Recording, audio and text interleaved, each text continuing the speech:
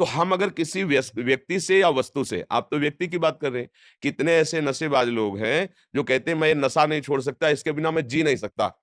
अब आप बताओ, अपना जीवन किसी नशे के अधीन कर देना, किसी व्यक्ति के अधीन कर देना, किसी भोग के अधीन कर देना, ये अज्ञान के कारण ही तो होता है।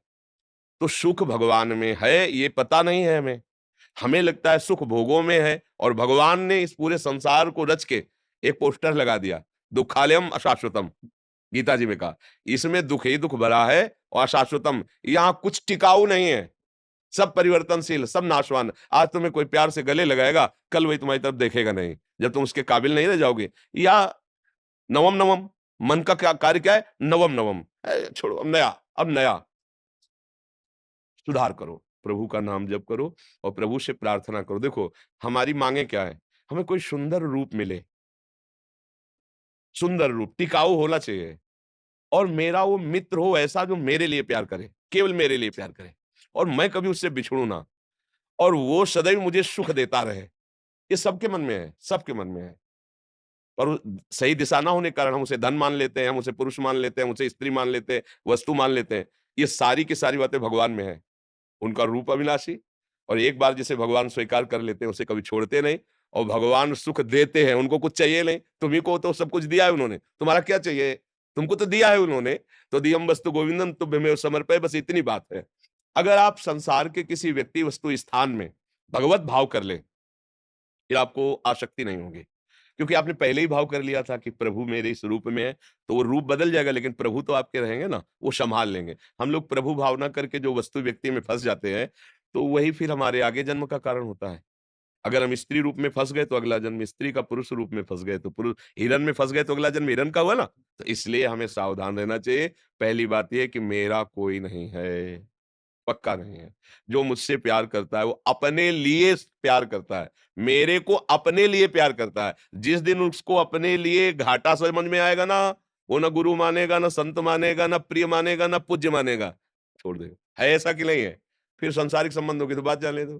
तो इसलिए जिन्हें स्वीकार करने पर कभी आज तक किसी को घाटा नहीं हुआ, वो है श्री भगवान, श्री किशोरी किशोर जी, लाडली लाल जो। अब मान जाओ, जब आपको पता चल गया है कि सब स्वार्थ का स्वरूप है, तो उसके लिए मत रहो। अब ऐसे वर को क्या वरूँ जो जन्म में मर जाए, ऐसा वर वरूँ चूड़ लो अमर हो जाए। वो है श्री गिरधर गोपाल जी और श्री कृष्णचंद्र। मीरा जी कह रहे हैं, मेरा तो चूड़ला अमर है, मेरा सुहाग तो श्री कृष्ण है। कोई फ़र्क नहीं है।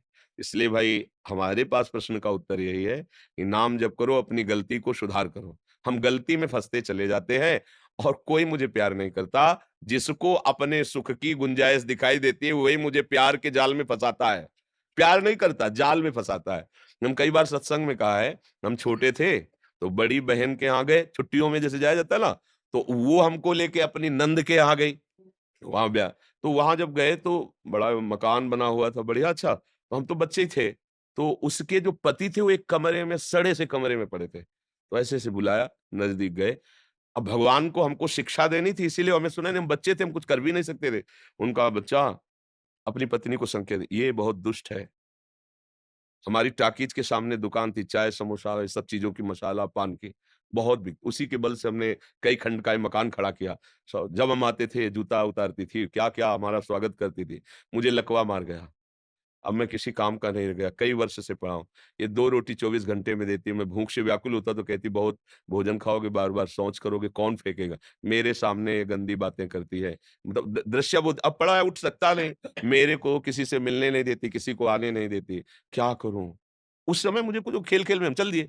लेकिन जब हम बाबा जी बने और चिंता की आए, वो बात आई कि यार संसार का इतना, वो बढ़िया उदाहरण लगा कि जब वो बलवान था, कमा रहा था, तो आते ही जूते-मोजे उतारे जाते थे, और जब वो लकवा मार गया, तो उसी के सामने उसके प्यार की धज्जियाँ उड़ाई जाती है, और उसको भरपेट भोजन उसी की कमाई का उसको नहीं। ये संसार है। अपने सुख के लिए सारी बातें हैं, ऐसे ही सबका संबंध समझ लो। जिस दिन अपना सुख, हम एक जगह थे, तो एक वृद्धा महिला आई, अपने पति के लिए कह रही थी, महाराज भगवान से मनाओ कि उनको उठा लें। तुमको उठा लेगा मतलब क्या गिर पड़े हैं?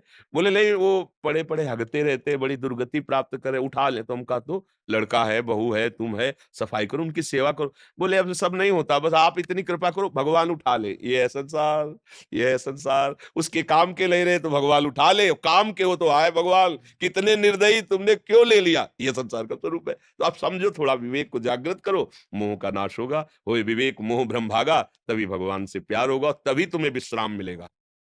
ये भाग दौड़ तभी शांत होगी जब तुम्हारे प्यारे भगवान हो जाएँगे।